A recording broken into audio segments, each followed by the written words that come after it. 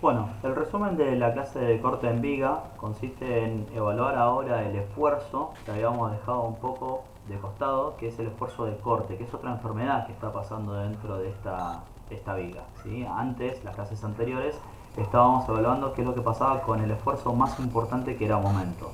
Ahora llegó la hora de hablar del corte, y al fin de cuentas lo que yo quiero ver es cuánto acero yo le voy a poner a los estribos, o sea, qué tipo de estribo le voy a estar poniendo para cubrir, para soportar este esfuerzo que genera tensiones tangenciales.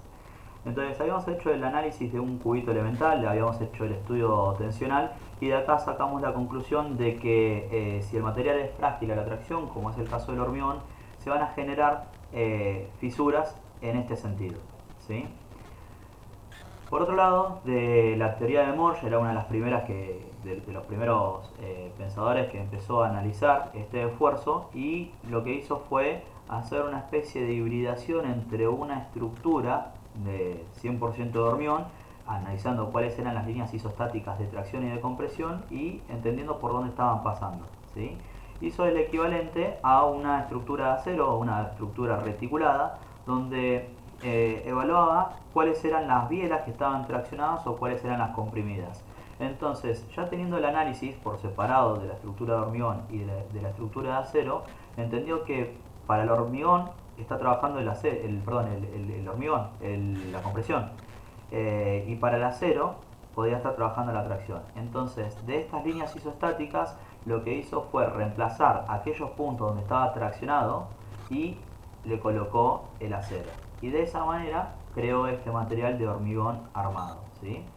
Entonces, lo hizo para distintos ángulos, donde particularmente cuando es de 90 grados ese ángulo, estamos hablando de los estribos, y cuando es distinto de 45 grados, estamos hablando de barras inclinadas.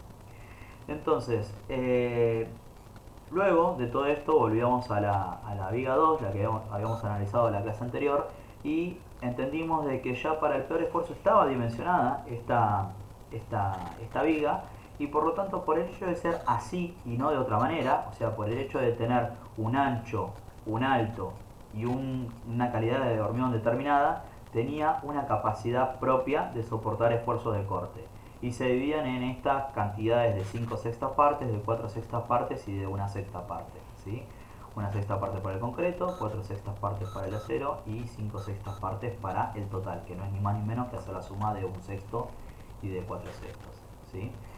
Esto por parte de la capacidad de la viga. Por otro lado, yo lo que no sé es cuánto es lo que realmente está soportando esta viga. Y para eso volví a hacer el esquema de corte, este diagrama de Monios, donde los puntos más dolidos de la estructura están en uno o en los dos apoyos, de acuerdo a si es simétrica o no la estructura. Entonces, era una serie de 7 pasos, donde el primer paso lo que voy a hacer es adoptar un valor de corte menor por este redireccionamiento de la fuerza, y a partir de ahí yo le decía la analogía de la pareja que quería ir a cenar, ¿sí? Donde este punto, donde esto es saber cuánto es lo que tiene la mina y cuánto es lo que tiene el tipo, para saber a qué cena es la que pueden llegar a aspirar, ¿sí? Donde la mina es el acero y el tipo es el hormigón. Y el acero, la mina tiene un trabajo de programadora, mientras que el tipo tiene un buen trabajo, pero no tanto como el de programación. Entonces, acá lo que hicieron fue salir a cenar y gastar una cantidad de plata determinada. Lo que no vieron en el segundo paso es que no estaba incluido el cubierto, así que por lo tanto le agregaron un porcentaje del 0,75 dividido 0,75, y le dio que el cubierto total valía esta cantidad.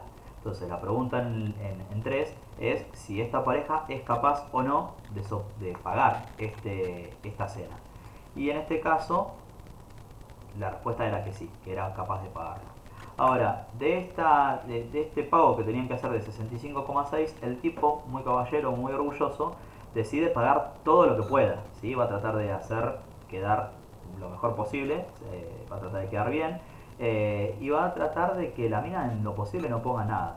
Entonces, a lo que salió la cena le resta lo que es capaz de pagar el tipo, y esa diferencia es la que tiene que pagar la mina, ¿sí? Entonces, una vez que nosotros sabemos cuánto es lo que tiene que pagar la mina, tenemos que preguntarnos si es capaz de pagarlo o no. Y entonces evaluamos lo que terminó pagando la mina versus lo que en principio, antes de salir de la casa, cuando hicieron la previa, sabía cuánto es lo que podía llegar a pagar. Entonces 210 es más grande de 13,1 que es lo que tiene que pagar, así que por lo tanto es capaz de soportarlo, es capaz de pagarlo la mujer.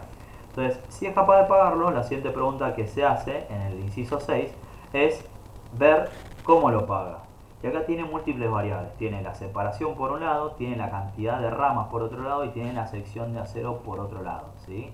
Esas son tres cosas que se pueden mover tranquilamente. Lo que sí es constante es el tipo de acero que vamos a estar trabajando, la altura de la viga que la calculamos, quedó calculada de momento, ¿no? De cuando hicimos el momento en la clase anterior.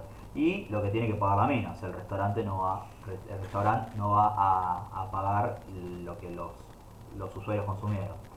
Así que, bueno, yo de estas tres variables dejo congelada el n y el as adoptando lo mínimo de lo mínimo, o sea, la mínima cantidad de ramas que son 2 y el diámetro del estrión más chiquitito, que es el phi del 6 y el cual cubre una sección de 0,28 centímetros cuadrados. Entonces, haciendo la cuenta, me termina diciendo que la separación es de 75 centímetros y en principio parece mucha, pero yo en el paso 7 evalúo si esa separación es mucha efectivamente o no. Y para eso caigo en dos casos. El caso 1, el caso en el que el valor que tenía que poner la mina es menor o igual a una tercera parte de una constante que calculamos más arriba, al principio. Si esto es así, si caigo en el caso 1, tengo que ver que la separación máxima me condiciona que sea de esta manera, d sobre 2 o 40 centímetros. Y entre la separación que me dio y estos dos límites, adopto el límite menor, ¿sí? Y de forma excluyente, si no es menor o igual, tiene que ser mayor. Por consiguiente, estas separaciones, adopto estas separaciones que no son ni más ni menos que la mitad de las separaciones de arriba, ¿sí? Entonces, los comparo con estos límites y termino adoptando entre este límite y este límite, si fuera el caso, adopto el menor, ¿sí? Entonces, una vez que ya adopto la separación, lo que me resta hacer es ver cómo afectan el n y el as, que fueron las dos cositas que dejé congeladas para en consecuencia sacar la separación.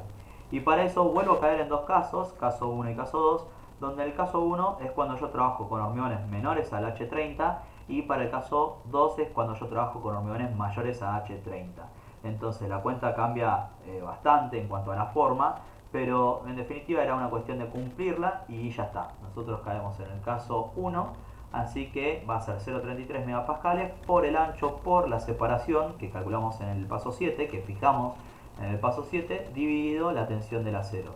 Y acá una pequeña cosa que es un poco sucia en el reglamento, que tienen que tenerlo en cuenta, es que el FI le van a poner en megapascales para que termine dando un numerito, ¿sí? Entonces fíjense para este caso en particular que habiéndole puesto lo mínimo de lo mínimo, 0,56 centímetros cuadrados, yo cubrí casi por el doble de lo que me estaba pidiendo, ¿sí? Así que bueno, esto fue el resumen de la clase de corte en viga, espero que les haya servido.